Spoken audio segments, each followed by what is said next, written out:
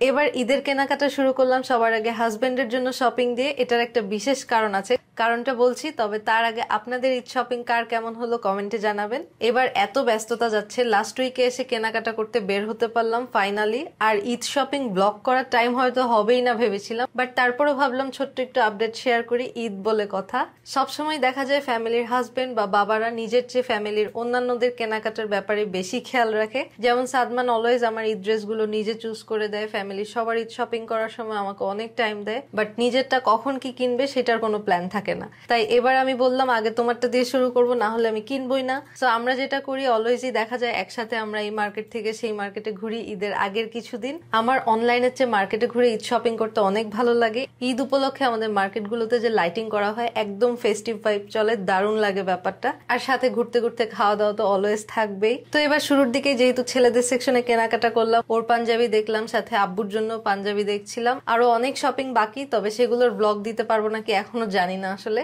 যাই হোক, দিন শেষে আমরা ফ্রেন্ডদের সাথে আড্ডায় বসে আমাদের মনে হচ্ছিল অলরেডি ঈদ ভাইব শুরু।